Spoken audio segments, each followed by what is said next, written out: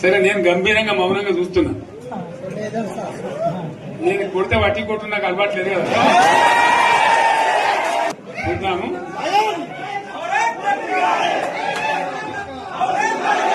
నా రోజులు కానీ అన్నట్టుగా నేను చూస్తా ఉన్నా. కానీ మనోళ్ళందరూ కూడా ప్రతిపాదిస్తుంది ఏంటంటే, ఒక సంవత్సరం జరిగిపోయింది, సంగమేశ్వర ఆన్నే పన్నది, బసవేశ్వర ఆన్నే పన్నది, పాలమూరు ఉత్పత్తుల పథకం ఆన్నే పన్నది, కాళేశ్వరం అట్లనే పెడుతున్నారు. ఇవన్నీ అన్యాయాలని కాబట్టి ఫిబ్రవరి నెలాఖరులో ఒక పెద్ద బహిరంగ సభ పెట్టాలి, ఇక్కడ కథ చూడాలి అని జరుగుతా ఉంది. కాబట్టి మీరు కూడా పెద్ద ఎత్తున దయచేసి ఆ సభకు కదిలి రావాలి, కదా దూరమే ఉండదు. ఆ రకంగా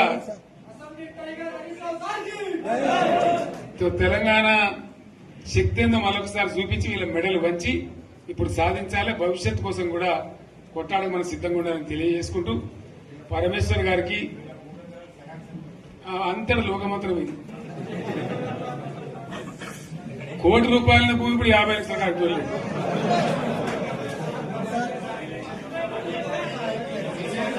ఈ ఒక్కని బాధ ఒక ఆయన వచ్చింది, మన ఒక ఆయన ఒక 10 మంది వచ్చారు హైదరాబాద్కి. అందులోకి 2 ముస్లిం సోదరులు వచ్చారు. साहब सो तबाह हो गया, इफलासी मुफलासी बच्चे क्या दबे हो गए. तुम्हारा क्या हुआ बहन, तुम्हारा क्या हुआ, तुम हैदराबाद में तुम लोग हैं. मेरा कारोबार है साहब, मेरा छोटा मोटा कारोबार है, होटल भी है, 70% गिर गया.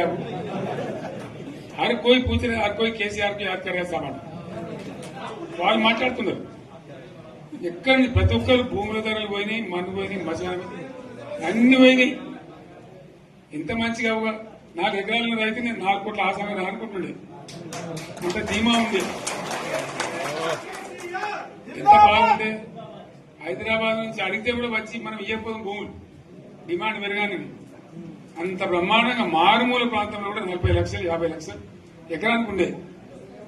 అటువంటిది సగానికి సగం పడిపోయి మొత్తం నాశనం చేశారు. వీళ్ళు ఇట్లే వదిలిపెడితే ఇంకింత నాశనం అవుతుంది. కాబట్టి మనం కొట్లాడాల్సిందే. నేను ఇంకొక మాట మీకు చెప్తా. ఎలక్షన్లలో నేను మస్తులో చూసిన 50 ఏళ్లలో పార్టీలు గెలితే ఓడతాయి. ఇంత మాయలు ఏడాది లోపలనే కాంగ్రెస్ పార్టీ దొరికితే కొడతాం రానంత గొప్పగా.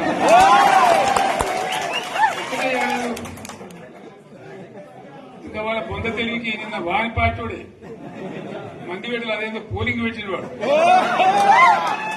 చూసిరా మీరు. ఆ పోలింగ్ పెడితే 70% మనకు వచ్చింది, 30% మనకి. వాడు పెట్టింది మనం పెట్టింది కాదు. 75 ఇది పరిస్థితి. అదే నేను ఏమంటున్నా అంటే, ఫామ్ హౌస్ అంటే ఏముంటది, వారి ఉంటది, మాకు ఉంటది, అలా ఉంటది. కాంగ్రెస్ వాళ్ళు ఎంత మనిషి చేస్తే పారబడి తవ్వచ్చు కూడా లంగత. దీన్ని ఫామ్ హౌస్ అని మనం బదనాం చేసి అంతే కదా. నేను ఏమంటున్నా అంటే, అన్ని మబ్బులు విడిపోయినట్టు ప్రజలకు అన్ని తెలిసిపోతున్నాయి. మంచి ఏంది, చెడ్డ ఏంది, ఏం జరిగింది అన్ని ఇంకా ఘోరమైందని చెప్తున్నా. వీళ్ళ తెలియదక్కతనానికి ఏమైంది, నిన్న మొన్న రిపోర్ట్ వచ్చింది. Comptroller and auditor general of India అని కాగ్ అంటారు దాన్ని. కాగ్ రిపోర్ట్ వచ్చింది. పోయిన సంవత్సరం మన గవర్నమెంట్ లో వచ్చిన ఆదాయం కంటే 13,000 కోట్ల రూపాయల ఆదాయం తగ్గిపోయింది.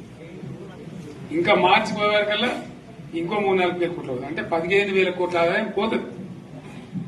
మన గవర్నమెంట్ ఉన్నప్పుడు ప్రతి ఏడాది 15,000 కోట్లు పెంచుకుంటూ పోయింది, చెప్పేసుకుంటూ పోయింది. ఏడాది 10 నుంచి 15,000 కోట్ల ఆదాయం పెరిగేది మన టైంలో. అంత జాగ్రత్తగా మనం వ్యవహారం చేస్తాం. ఇలా ఉల్టా 15,000 కోట్లు పడిపోయింది. ఇంకా వాడేమిస్తాడుగా, ఇంకో ఇస్తారా? ఇంకో 4-5 నెలలైతే జీతాలే కష్టమైంది. దొడ్డు అందరు పెండింగ్ పెట్టి రిటైర్ అయిన దొరుకుతలు పైసలు మీరు చూస్తారు కదా పేపర్లలో. సో ఆ విధంగా రాష్ట్ర ఆర్థిక పరిస్థితిని కూడా దివాలా తీయించారు. ఇవాళనేం కాదు, 100కు 100% ఇప్పటికే ప్రజల నిర్ణయానికి వచ్చారు. డెఫినెట్ గా రాబోయే గవర్నమెంట్ మనదే అని అనుమానం కూడా అవసరం లేదు.